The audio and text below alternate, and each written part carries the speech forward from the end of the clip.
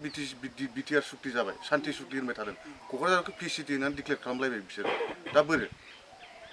एथ' इन'सेन्ट मानसिया दाय गैयै गथ'आ बिदि गावथार जानांगौबा गाबोनथ' होनबा आंनि फंबायफ्राबो बा आंनि बिदाफ्राबो बा आंनो गोमालाबायनो हागौ गाबोन जुदि जोंनि मानसिफ्राथ' एसे एनैखौथ' लोंखायो नङा होमबा आरो फिसा फिसौ खामानिखौथ' जों गैजा रोङै मानसिफ्रालाय बे एथ' बेकवार्ड जायगायाव थानानै जोंनाव जेबो अनसुंथायानो गैखायाबा माबा मोनसे खामायनो हानाय राहायानो गैयाबा एसे एनैखौथ' जों मावनानै जाखागोन नङा होमबा गाज्रि हक मोजां हक बिफां दाननानैबाबो जों फाननानै जानो हागौ दा बेफोरनि खेथ्रआवदि नों सोरखौबा उमुख होननानै दाय फान्दायनानै सिलाय जुदि नोंनि आखायाव गारलाबायनानै होनानै गावथार जानायाथ' बेथ' मोजां बाथ्रा नङा जोंथ' बेखौ बिराद साननांगौ बाथ्रा दं आरो खोथाखौ नायोबानो सासे 15 दिननि सासे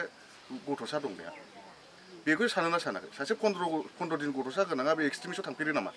गावनि गथ' गोरलैखौ गारनानै सोरबा थांफेरदों नामा बेहा अननाय गैया नामा आरो गामिनानो नोंसोर बेखौ नुबाय थाखानाय नङा होमबा दैलिग नुलायलायखायो नोंसोर माबा फानहैनायखौबो नुयो नोंसोर बाजार खालामनायखौबो गामिनि मानसिफ्रानो बेखौ नुगासिनो बे बेक्तिखौ होनबा बे मोरै जाथाव जोंथ' बेखौ मानिना लानो हाया दा जोङो बेखौ अल आसाम ट्राइबेल स्टुडेन्ट इउनियननिफ्राय जिखुनु बेखौनो दायथ' लाबाय जोङो जोंनि दायथ'आथ' बेनोसै जोंथ' थाखा फैसाबो गैखाया जाहैबाय जोंनाव जोंबो खुनु रोखोम थांनानै दङ जिखुनु जों जेसेबां हायो आयेननि बेबस्थाखौ जों ट्राइ खालामगोन नेशनेल हिउमेन राइट्स कमिसन दङ बेहाय जोंनि भारतारि संबिधानावनो दंखायो बे नेशनेल हिउमेन राइट्स कमिसना जोङो हिउमेन राइट्स भायलेसनाव जेब्ला जायो होनबा बेखौ बिसोर तदन्त खालामो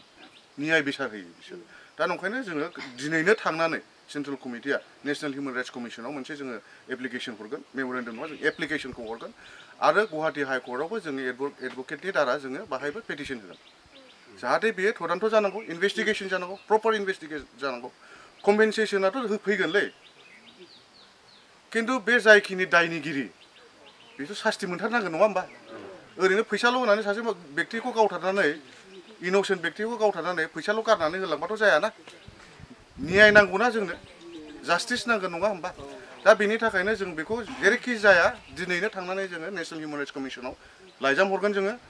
गुवाहाटी हाइकर्टआवबो एडभकेटनि थ्रुयै जोङो हाइकर्टआवबो जों पेटिसन होगोन न्याय बिसार नांगौ जोंनो जास्टिस नांगौ बेनि थाखाय आरो जाय बेक्तिया डिएसपि ना एडिशनेल एसपि बिथाङा सासपेनसन जानांगौ ट्रेन्सफार जानांगौ सास्ति मोननांगौ दा जोंनि दाबिया बेल' दा एसेखौनो होननानै खिन्थु आङो गोसोनिफ्राय नोंसोरखौ मा होनबावनो खुलुमबाय मानो होनबा जोंनाबो न'खराव मानसि गावथार जानाय दङ बिफाया जों उन्दैबाबो जोंनाबो बिदिनो गावथार जादों गोदो दा आं मिथिगौ नोंसिनि दुखुखौ आरो गथ'आथ' मोरै देरगोन बेखौ जों जिखुनु खेल लाबाय थागोन लासैनो दा एसेनोसै खुलुमनानै आं जिरायथ'नोसै চাওক আজি আমি অল আসাম ট্ৰাইবেল ষ্টুডেণ্টছ ইউনিয়নৰ ফালৰ পৰা যোৱা 16 তাৰিখে যিটো কোকৰাঝাৰত এটা নিসংগ কাণ্ড সংঘটিত হৈছিলে এই কাণ্ডৰ আমি এটা খবৰ ল'ব আহিছোঁ ইয়াতে আমাৰ গাঁওবাসীৰ লগত আজি আলোচনা কৰিছোঁ তেওঁলোকৰ পৰা বিভিন্ন ধৰণৰ আলোচনা কৰি আমি এটা অনুসন্ধান কৰিছোঁ সেই ঘটনাটো অত্যন্ত দুৰ্ভাগ্যজনক ঘটনা ইয়াত গাঁওবাসীৰ মতে সেইটো সম্পূৰ্ণ এটা ফেক এনকাউণ্টাৰ বুলি তেওঁলোকে দাবী কৰিছে গতিকে আমি অল আসাম ট্ৰাইবেল ষ্টুডেণ্টছ ইউনিয়নৰ ফালৰ পৰা বিটিচি চৰকাৰ লগতে অসম চৰকাৰলৈ দাবী জনাইছোঁ যে এটা উচ্চ পৰ্যায়ৰ এটা তদন্ত হ'ব লাগে আৰু চিবিআই ইনকুৱাৰীৰ কাৰণে আমি দাবী জনাইছোঁ লগতে যিহেতু তেওঁৰ 15 দিনীয়া এটা সন্তান আছে কিছু এটা জন্ম হৈছে তো সেই সন্তানটোৰ দায়িত্ব কোনে ল'ব এতিয়া গতিকে সেই সন্তানটোৰ দায়িত্ব ল'বৰ কাৰণে আমি অসম চৰকাৰক দাবী জনাইছোঁ লগতে সন্তানটোৰ ভৱিষ্যত যিটো সুৰক্ষাৰ কাৰণে